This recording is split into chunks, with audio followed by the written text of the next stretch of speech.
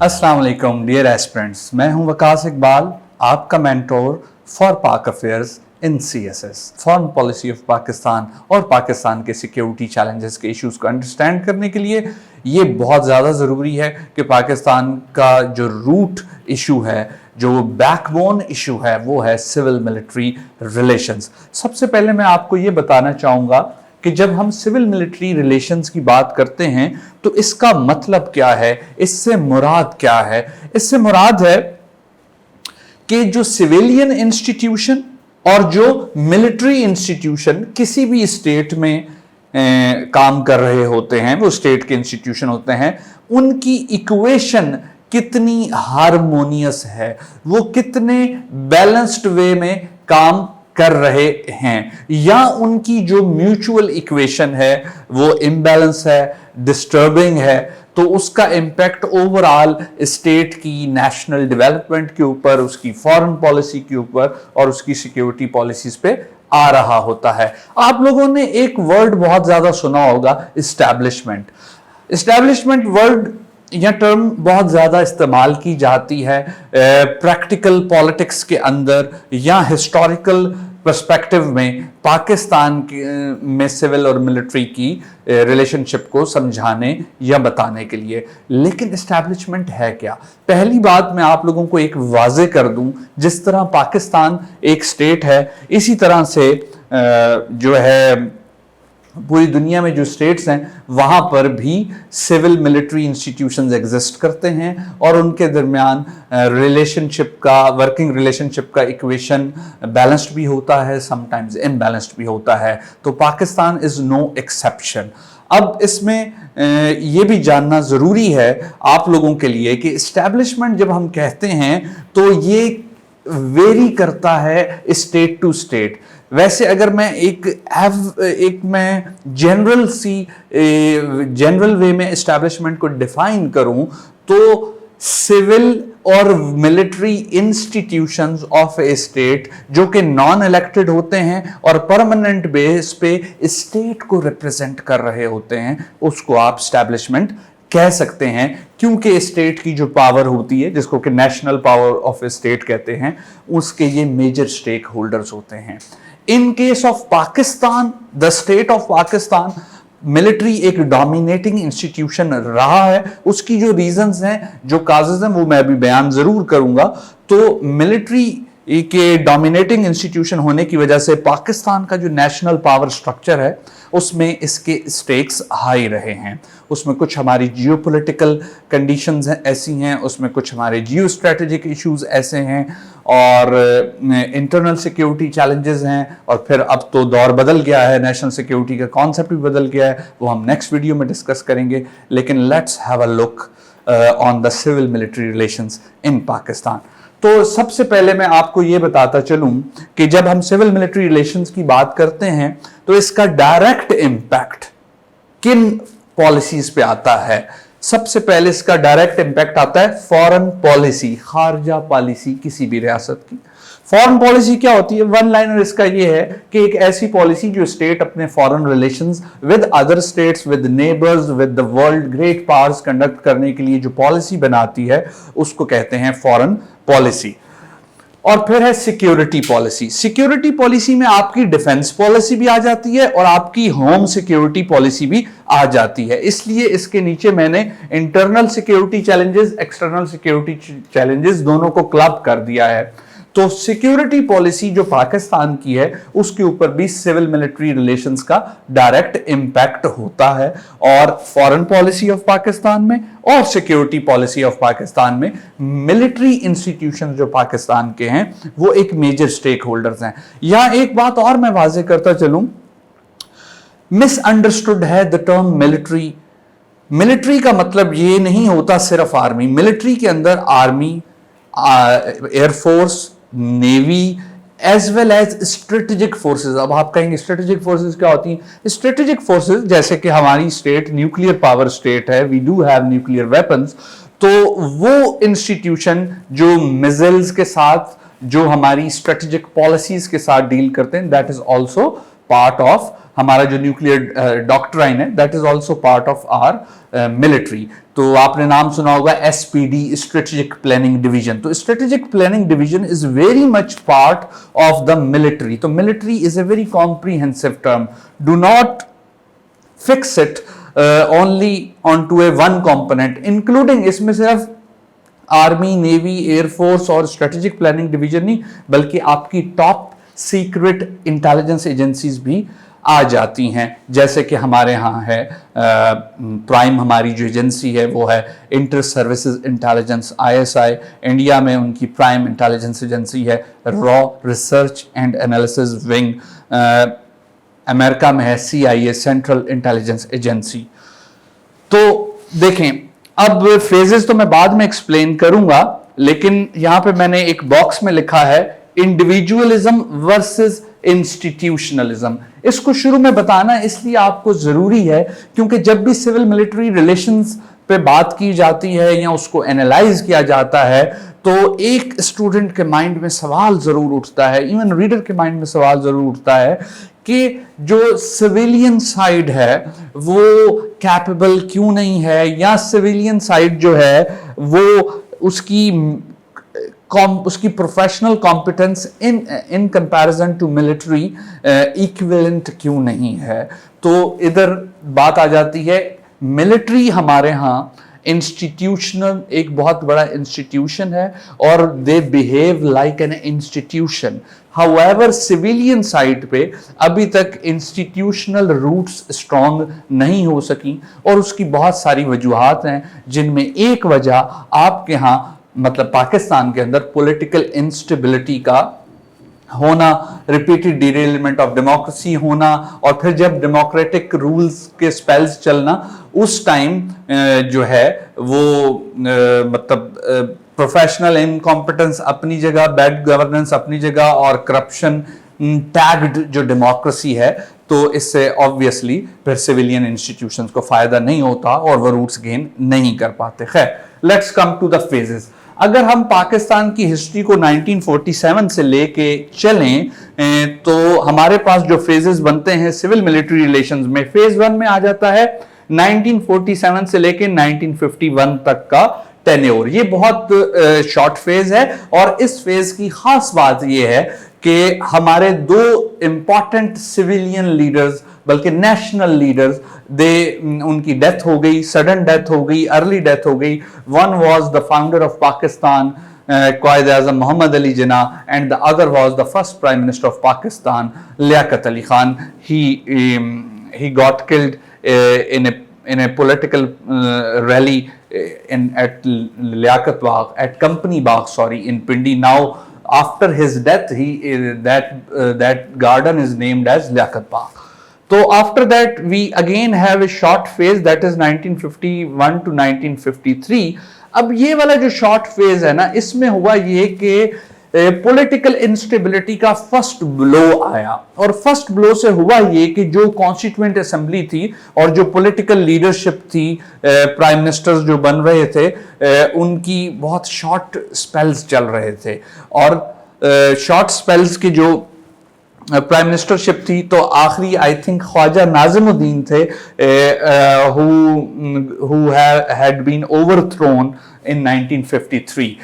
इसके बाद जो अब इस फेज में हुआ ये कि जो कॉन्स्टिट्यूशनल और पॉलिटिकल क्लास थी वो सेट असाइड होती गई due to their own disunity and instability, और फिर स्पेस किसने गेन की? सिविल ब्यूरोक्रेसी ने और मिलिट्री ब्यूरोक्रेसी ने। मिलिट्री ब्यूरोक्रेसी कहां से शुरू होती है? जहां पे हमारे पास कर्नल का रैंक शुरू होता है, brigadier, major general, lieutenant general. So this hierarchy can be called military bureaucracy. तो इसमें ऐसा था कि जो सिविलियन ब्यूरोक्रेसी और मिलिट्री ब्यूरोक्रेसी ने स्पेस गेन की, जो स्पेस वेकेंट हुई थी कॉन्स्टिट्यूशनल और पॉलिटिकल लीडर्स की म्यूचुअल टसल्स की वजह से, उसका फिर आउटकम निकला कि एक तो 1956 में कॉन्स्टिट्यूशन आया, तो उस वक्त जो हमारे प्राइम मिनिस्टर थे, ही was a civil servant, Mohammad Ali Bogra, right. और उस वक्त हमारे जो गवर्नर जनरल थे Sikandar Mirza, he was also a civil servant. And then according to 1956 constitution, the office of governor general transformed into the president of Pakistan. So our first president was again a civil servant, Sikandar Mirza, right. तो इससे आपको खुद अंदाजा हो जाना चाहिए कि power corridors में सिविलियन ब्यूरोक्रेसी ने कितनी इनग्रेस कर ली in partnership with the military bureaucracy. और फिर उसका फाइनल आउटकम क्या निकला कि अक्टूबर, सम डेट ऑफ अक्टूबर 1958 में पाकिस्तान में उस वक्त के कमांडर इन चीफ, जिसको अब चीफ ऑफ आर्मी स्टाफ कहते हैं इस रैंक को, field marshal general Ayub Khan ने मार्शल लॉ अनाउंस कर दिया और वो बन गए पाकिस्तान के पहले चीफ मार्शल लॉ एडमिनिस्ट्रेटर। तो यहां से बिगिनिंग होती है मिलिट्री के इंस्टीट्यूशनल फुटिंग के स्ट्रॉन्ग होने की। वो कैसे, मैं आपको भी समझाता हूं। 1958 से लेके जब अयूब खान साहब ने अक्टूबर में as chief martial law administrator beginning की, तो 1958 से लेके ये लॉन्गेस्ट स्पेल है जो 1969 तक गया, ऑलमोस्ट 10.5 years, एक डिकेड। अब इस डिकेड में हुआ ये कि chief martial law administrator field marshal general Ayub Khan, बाद में 62 का कॉन्स्टिट्यूशन सामने आया और उसमें प्रेसिडेंशियल फॉर्म ऑफ गवर्नमेंट आया और फिर वो प्रेसिडेंट ऑफ पाकिस्तान भी बन गए। और एट द सेम टाइम वो field marshal general Ayub Khan मतलब इन यूनिफॉर्म 4-star जनरल भी वो रहे। तो इसके बाद क्या था कि इस लॉन्गेस्ट फेज में हम यूएस के एलाई भी बन चुके हुए थे। यूएस के एलाई बनने से हमें जो मिलिट्री यूएस एड और जो इकोनॉमिक यूएस एड मिली, उससे ऑब्वियसली मिलिट्री इंस्टीट्यूशन ने भी ग्रो किया और जो सिविलियन साइड पे डेवलपमेंट के प्रोजेक्ट्स आए बहुत सारे, वो भी उनकी भी सिविलियन इंस्टीट्यूशन की भी ग्रोथ हुई, but developmental institution like Pakistan international airline दुनिया की टॉप 5 एयरलाइंस में उभर के सामने आई। इसी तरह से पाकिस्तान में मंगला डैम और फिर तरबेला डैम, ये जो बहुत बड़े 2 डैम है जो अभी तक हमारी बहरहाल नीड्स पूरी कर रहे हैं, ये भी इसी दौर में आए। तो अयूब खान साहब के एरा को ना golden era of governance and development भी कहा जाता था। बट चूंकि वो खुद मिलिट्री से थे तो मिलिट्री इंस्टीट्यूशंस ज्यादा स्ट्रांग हुए और इसी दौर में हमारी इंडिया के साथ पहले ऑपरेशन जिब्राल्टर हुआ 1964 में और फिर उसके रिएक्शन में 1965 की वॉर भी हुई थी। अच्छा, फिर इसके बाद इस लॉन्गेस्ट फेज के बाद जिसने एक बड़ी स्ट्रेंथन किया जिसने मिलिट्री इंस्टीट्यूशन को, हमारे पास एक शॉर्ट फेज आता है 1969 से 1971 वाला। ये वो शॉर्ट फेज है जिसमें the ruling power of the nation was transferred from Ayub Khan to General Jaya Khan. He conducted the first ever general elections in Pakistan, where from the West Pakistan, because there were 2 provinces, the whole today's Pakistan was known as West Pakistan and today's Bangladesh was known as the East Pakistan. So from the East Pakistan, the popular leader who almost swept all the seats except 4 seats in East Pakistan was Sheikh Mujibur Rahman, and the majority seats winner was the leader of Pakistan People's Party, Zulfikar Ali Bhutto. But unfortunately, the transfer of power from military to civilian, these elected civilians, couldn't happen. So the ultimate result at this phase was very bad. That was the debacle of Dhaka at 16 December 1971. It did not only weaken the military as institution, it in fact demoralized this institution.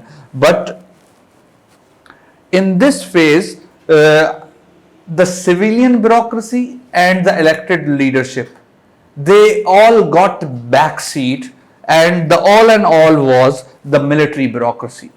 So after that phase 6 comes. इसमें क्या होता है, 72-77 का 5 years का phase है। Charisma of leadership, Zulfikar Ali Bhutto. आपका उनकी politics से इख्तिलाफ हो सकता है, but he was a very eloquent, very energetic, very populist and charismatic leader, इसमें कोई डाउट नहीं है। तो ये वो पहला फेज था जो सिविलियन सुप्रीमेसी का फेज हम कह सकते हैं। But the policies of Zulfikar Ali Bhutto as prime minister somehow created political instability again in Pakistan, and this political instability led Pakistan towards another military coup. जुलाई 77 में जनरल ज़ियाउल हक जो है चीफ ऑफ आर्मी स्टाफ थे, एंड उन्होंने मिलिट्री कू किया, और फिर यहां से एक और लॉन्गेस्ट स्पेल शुरू होता है। जैसे अयूब खान वाला ये स्पेल था ना 1958 से 69, इसके बाद फिर सबसे जो लॉन्गेस्ट स्पेल है 10 इयर्स का, वो जनरल ज़ियाउल हक का है। अब ये वाला यहां से जो ट्रेंड सेट हुआ मिलिट्री इंस्टीट्यूशंस के, ना सिर्फ स्ट्रेंथ होने का, स्ट्रेंथ तो उन्हें अयूब खान वाले दौर में मिल चुकी थी, अब ये था ingress means they have gained too much space in civilian affairs, and they have gained General Zia ingressed too much into the political sphere, into the political parties except Pakistan People's Party in Pakistan। तो उसके बाद हुआ ये कि जब general Ziaul हक का 10 years का टेन्योर खत्म हुआ, तो काफी अरसे तक जितने इलेक्शंस मतलब 2013 तक जितने भी जनरल इलेक्शंस पाकिस्तान में हुए, वो फिर या एंटी पीपल्स पार्टी थे या प्रो पीपल्स पार्टी थे। Because apart from Pakistan Peoples Party जितनी भी पॉलिटिकल पार्टीज थी पाकिस्तान के अंदर, उनको ज़ियाउल हक का जो ये टेन्योर था जनरल ज़ियाउल हक का, उसमें वो बहुत ज़्यादा इन्फ्लुएंस्ड बाय जनरल ज़ियाउल हक एंड हिज पॉलिसीज हुई। और फिर वहाँ से ये जो 10% कोटा है मिलिट्री ऑफिसर्स का सिविल सर्विस के अंदर, CSS के अंदर, और इनके ऑफिसर्स जो हैं वो foreign service of Pakistan, Pakistan administrative service and police service of Pakistan में जाते हैं। ये कोटा भी इंट्रोड्यूस हुआ था जनरल ज़ियाउल हक के दौर में। लेकिन इससे पहले एक बहुत बड़ा जो सेटबैक माना जाता है हिस्टोरियंस की तरफ से, एनालिस्ट की तरफ से, वो सेटबैक जो है वो है जब कि सिविल सर्विस के अंदर कोटा सिस्टम जुल्फिकार अली भुट्टो साहब के दौर में इंट्रोड्यूस किया गया। अब जो क्रिटिक्स हैं कोटा सिस्टम के, वो ये कहते हैं कि जो सिविल सर्वेंट्स ऑफ पाकिस्तान की जो एक क्रीम क्लास आ रही होती थी, वो कोटा सिस्टम के बाद प्रोड्यूस अनफॉर्चुनेटली नहीं हो सकी, और इसकी वजह से भी जो मिलिट्री इन्फ्लुएंस है वो बड़ा डोमिनेटिंग रहा 90s के डेकेड में। विच डेकेड? This decade. 1988 से जब ज़ियाउल हक साहब की डेथ हो गई एक प्लेन क्रैश में, और वहां से एक डेमोक्रेसी का पूरा डेकेड आता है, इसको डेमोक्रेटिक इंटरल्यूड भी कहते हैं। But it was highly politically unstable because the first government of Prime Minister Benazir Bhutto was almost 20 months government. Then comes Nawaz Sharif's first government. It was also of short span. याद रहे कि हमारे यहाँ elected political जो government होती है उसका tenure 5 years होता है। तो उसके बाद फिर प्राइम मिनिस्टर बेनज़ीर बनी, तो उनका ये टेन्योर थोड़ा सा प्रोलॉन्ग था, लेकिन 5 इयर्स फिर भी पूरे नहीं कर सका। और फिर 1997 से लेके 1999 तक का जो 2 इयर्स का स्पैन है नवाज शरीफ साहब की सेकंड प्रीमियरशिप का, जिसमें उनके पास 2/3 मेजॉरिटी भी थी। तो इस पूरे डिकेड में सिविल मिलिट्री टर्बुलेंस रही। सिविलियन इंस्टीट्यूशन स्पेसिफिकली जो इलेक्टेड पॉलिटिकल लीडरशिप थी उनकी, और जो मिलिट्री लीडरशिप हुआ करती थी ऑफ द टाइम, उसमें काफ़ी ज़्यादा जो है टफ एक वर्किंग रिलेशनशिप रहा। कहीं कहीं कोऑपरेशन भी है, लेकिन एक टफ वर्किंग रिलेशनशिप रहा।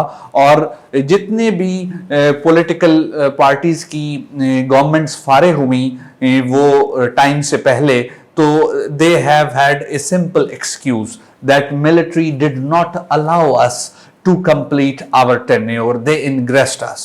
राइट अब ये होता रहा। इसके बाद फिर मिलिट्री कू हो गया। मिलिट्री कू जब हो गया 12 अक्टूबर 1999 को, तो जनरल मुशर्रफ साहब आ गए। अब अगेन हमारे पास एक लॉन्गेस्ट टेन्योर था जनरल अयूब खान का, जिसने मिलिट्री को एज ए इंस्टीट्यूशन स्ट्रेंथ दी। और जो ज़ियाउल हक साहब का, जनरल ज़ियाउल हक साहब का टेन्योर था, लॉन्ग टेन्योर, उसमें मिलिट्री को स्ट्रेंथ तो पहले से मिल चुकी थी। वो स्ट्रेंथ ना सिर्फ कंसोलिडेट हुई, बल्कि उसके अंदर एक नया स्टाइल ऑफ वर्किंग आया, जो समहाउ अभी तक चला आ रहा है। और फिर उसके बाद जो लॉन्गेस्ट टेन्योर आता है वो है जनरल मुशर्रफ का, 1999 से 2008 तक ये कंटिन्यू किया। It is the most recent tenure. इसमें इसके बाद ये है कि इसके बाद अब हम करंट फेज में हैं सिविल मिलिट्री रिलेशनशिप के, जो कि 2008 में जब जनरल मुशर्रफ ने स्टेप आउट किया as president of Pakistan, resign किया, तब से लेके अब तक चला आ रहा है। लेकिन जितने भी फेजेस मैंने आपको बताए हैं, उनमें सिविल सुप्रीमेसी का जो फेज था वो सिर्फ था 1972-77 तक का, जुल्फकार अली भुट्टो का। One can say safely he had been a successful prime minister for the whole term of 5 years in terms of foreign policy and in terms of security policies and in terms of all policies.